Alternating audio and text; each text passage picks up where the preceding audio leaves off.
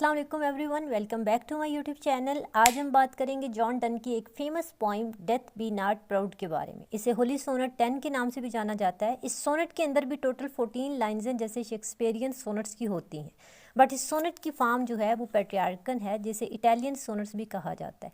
Students, इन 14 lines को यानी इस सोनेट को डिवाइड किया गया है एक ऑक्टिव में और एक सेस्टेट में। Octave means 8 line stanza and sestet means 6 line stanzas.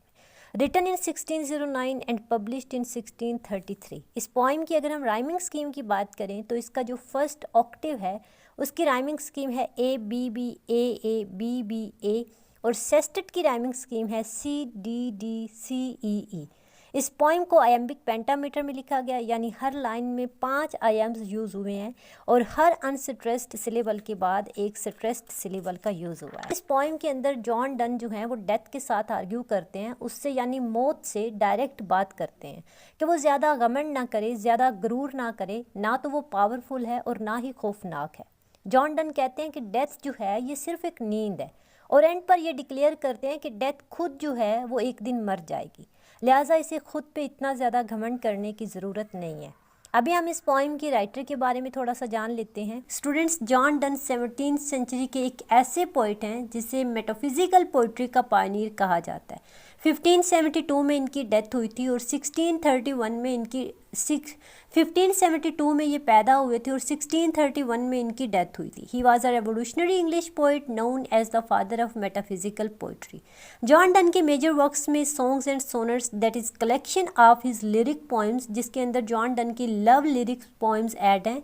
उसके अलावा the flea, a valediction forbidding mourning, holy sonnets and the canonization शामिल है। डेथ बी नॉट प्राउड, मौत घमंड मत करो, गरूर मत करो। बी नॉट प्राउड मीन्स गरूर मत करो, घमंड मत करो। दो सम हैव कॉल्ड थी माइटी एंड ड्रेडफुल, भले ही कुछ लोगों ने तुम्हें ताकतवर और भयानक माना है। ड्रेडफुल मीन्स भयानक, माइटी मीन्स ताकतवर। मौत तुम घमंड ना करो, भले ही कुछ लोगों ने तुम्हें ताकतवर और भयानक माना है। फॉर दो आर्ट नॉट सो, क्योंकि तुम वैसी नहीं हो, यानी सिर्फ इंसान तुम्हें ऐसा समझता है, असल में तुम ऐसी नहीं हो बल्कि खुद बहुत कमज़ोर हो। फॉर दोज वोम दो थिंग्स दो दोस्ट ओवर थ्रो, वो लोग जिन्हें तुम्हें लगता है कि तुम अपने साथ ले जाती हो। डाई नॉट पुअर डेथ, वो मरते नहीं हैं बेचारी मौत। नॉर येट कैंस दो किल मी, और ना ही तुम कभी मुझे मार सकती हो, यानी तुम खुद कमज़ोर हो, ना तो तुम किसी और को मार सकती हो और ना ही तुम कभी मुझे मार सकती हो। From rest and sleep which but thy pictures be, नींद और आराम। रेस्ट एंड स्लीप मीन्स नींद और आराम। ये जो भी इमेजेस हैं, जो भी कैफियतें हैं, ये सभी तेरी तस्वीर है, यानी तुम भी नींद और आराम की तरह ही हो, तुम्हारा इमेज भी कुछ इस तरह से ही है।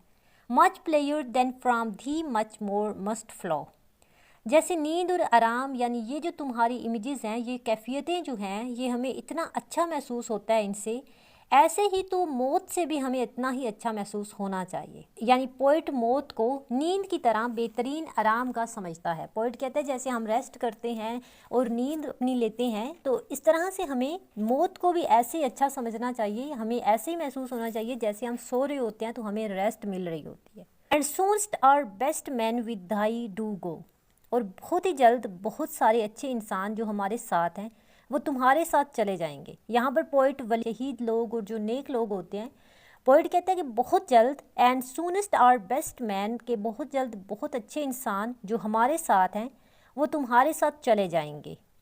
Rest of their bones and souls delivery, ताकि उनकी हड्डियों को सुकून मिले और उनकी रूह आज़ाद हो जाए। बस यही तुम्हारा काम है कि तुम लोगों को इस मॉर्टल लाइफ से आफ्टर लाइफ में पहुंचा देते हो। दैट्स ऑल, इससे बढ़ के तुम्हारा कोई और काम नहीं है। तो जल्दी जो हमारे अच्छे इंसान हैं, जो हमारे साथ मौजूद हैं, वो तुम्हारे साथ चले जाएंगे ताकि उनकी हड्डियों को सुकून मिले। स्टूडेंट्स, पिछली 2 लाइन्स में पोइट ने मौत को नींद और आराम से कंपेयर किया और कहा है कि जैसे हमें सोते हुए और आराम करते हुए सुकून महसूस होता है, ऐसे ही जब हमें मौत आए या जब हम मर जाएं तो हमें वही आराम, रेस्ट महसूस करना चाहिए। यानी पोइट जो है वो मौत को नींद की तरह बेहतरीन आराम गाह समझते हैं। Thou art slave to fate, chance, kings and desperate men. Thou art slave to fate का मतलब है कि तुम आज़ाद नहीं हो, फ्री नहीं हो, बल्कि तुम एक गुलाम हो। किसकी गुलाम हो? फेट की, किंग्स की, रूलर्स की, और साथ ही उन लोगों की जो डेस्परेट होते हैं, यानी बिना सोचे समझे काम करते हैं। तो पोइट कहते हैं कि तुम फ्री नहीं हो, तुम आज़ाद नहीं हो, तुम एक गुलाम हो, फेट की गुलाम हो और उन लोगों की गुलाम हो जो डेस्परेट होते हैं।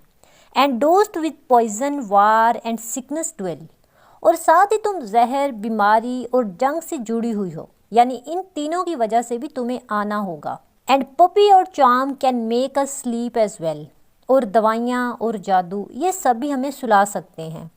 And better than thy stroke why swell thou then, और वो भी तुमसे बेहतर, यानी ये मेडिसिन्स और जादू जो है ये भी हमें सुला सकते हैं, वो भी तुमसे बेहतर। यानी इतना कुछ होने के बाद भी तुम्हें किस बात का घमंड है, तुम क्यों इतना स्वेल हो। स्वेलिस्ट दो देन मीन्स तुम इतनी फैली हुई क्यों हो, इतनी स्वेल्ड क्यों हो, तुम्हें किस बात का घमंड है, क्योंकि ये दवाइयाँ और जादू भी हमें सुला सकते हैं और वो भी तुमसे बेहतर। One short sleep past we awake eternally, एक छोटी सी नींद के बाद हम हमेशा के लिए जाग जाएंगे। पोइट कहते हैं कि एक छोटी सी नींद के बाद हम हमेशा के लिए जाग जाएंगे। एटर्नली मीन्स हमेशा के लिए। And death shall be no more, और मौत जो है वो हमें अपने साथ नहीं ले जा पाएगी। उस टाइम पोइट कहते हैं कि हम एक छोटी सी नींद के बाद जाग जाएंगे और उसके बाद मौत नहीं होगी, यानी हमें अपने साथ नहीं ले जा पाएगी। डेथ दो शेल्ट डाई, उल्टा डेथ खुद मर जाएगी, खुद डर जाएगी। तो यहाँ पे पोइम एंड होती है। इस पोइम के अंदर जॉन डन मौत को अक्यूज करते हैं कि वो किसी बात के बगैर घमंड करती है, बिल्कुल पावरलेस है और एक छोटी सी नींद की तरह है जो हम दवाइयों और जादू से भी ले सकते हैं। तो इस सब के बावजूद तुम इतना ज़्यादा घमंड मत करो। तो पोइट यहाँ पर इस पोइम के अंदर डायरेक्टली मौत से बात करते हैं। आई होप आपको पोइम अच्छी लगी होगी। वीडियो अच्छी लगी हो तो वीडियो को लाइक कर देना, चैनल को लाजमी सब्सक्राइब कर लेना। अपना रखिएगा ख्याल। अल्लाह हाफिज़।